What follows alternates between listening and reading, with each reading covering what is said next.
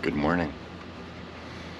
I decided to do a little bit of a kind of a mindfulness moment. I bought these cards called Everyday Peace Cards. It's 108 mindfulness meditations. They're put together by the Thich Nhat Foundation. So what I thought I would do is take a moment to reach in to the stack of cards and just pick one. Read it, share it with you, and then share some comments on it.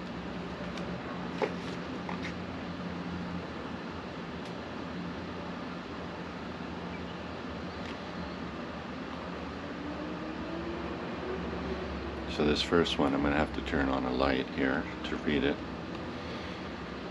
It says, using your time. How do you use your time? You have to make a living, certainly, and you have to support your loved ones. But do you make the effort to arrange your life so that you can do some deep looking? That will bring you joy, freedom from fear, and great well-being. You must not let yourself drown in an ocean of fear and suffering.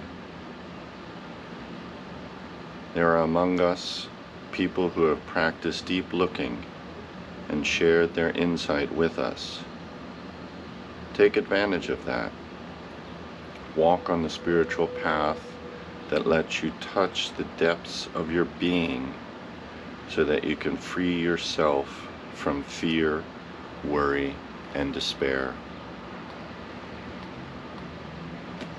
It's quite a beautiful little message, very pertinent to our lives.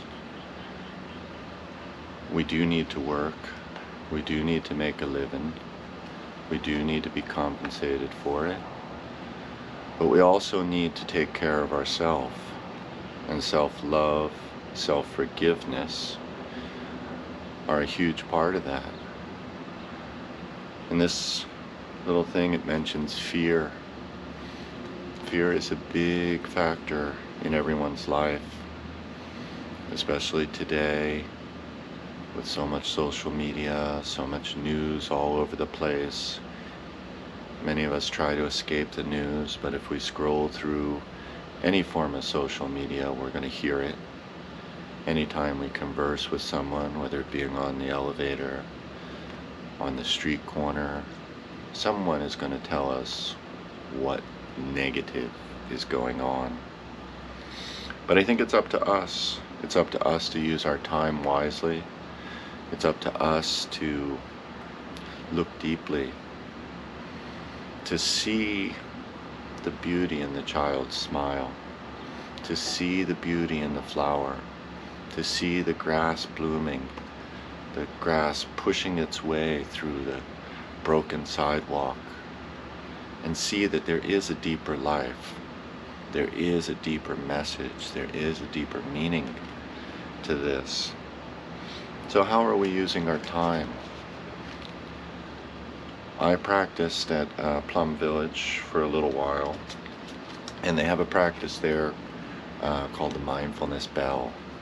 And basically, I have a bell here that I can ring for you, or invite, as they say there.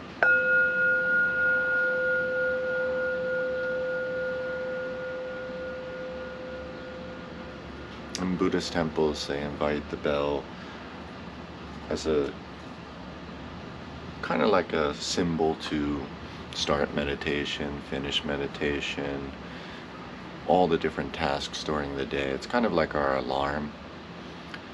But at Plum Village, Thich Nhat Hanh came up with this practice of using everything as a bell of mindfulness. So when you hear a siren, you stop, take a few breaths. You hear your phone ring, you stop, take a few breaths. You come back to that present moment. You come back to being here. And that's really what it's all about, isn't it? It's about being here. It's about being now, in the now. It's about being present, you know? I mean, you can see when you have a conversation with some people, they just don't want to be there. They don't want to be there with you. And that's okay. That's their spiritual journey. That's their path. We can't judge them. But just notice that and try not to be that. Try to step back into yourself. Take the time. You know, you can take just a few minutes before you start your car, before you make your coffee, before you sip your coffee or your tea. Notice how you're handling the mug. Notice if it's warm. Notice if it's too hot. You know, I have a practice that I do that helps me stay mindful and stay present. When I studied kendo in Japan, we were always to put our left foot in our hakama first.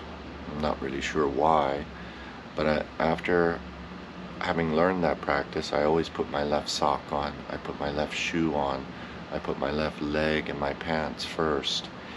And if I find myself not sure whether I put my left foot in, whether I put my left shoe on first, then I know I'm not living mindfully in that moment.